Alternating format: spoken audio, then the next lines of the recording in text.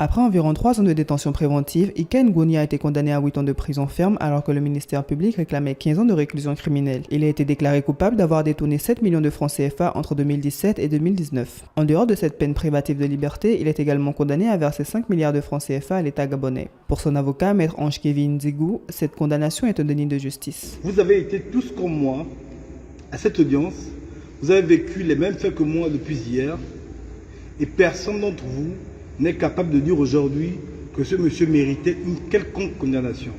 Donc lui, 8 ans, excusez-moi, c'est parce qu'il a été demandé par le procureur 15 ans et qu'on arrive à 8 ans qu'on se dise « Ah oui, peut-être que la justice ». Non, c'est un déni profond de la justice de mon pays. Et j'ai envie de dire, j'ai honte de la justice de mon pays. Un avis qui n'est pas partagé par tous.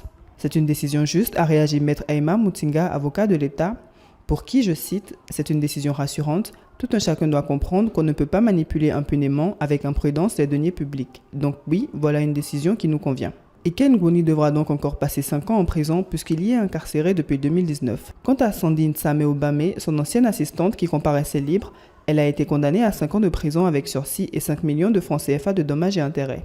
Elle reste donc en liberté. Rappelons que Ika Ngoni était autrefois un baron du régime d'Ali Bongo Ondimba.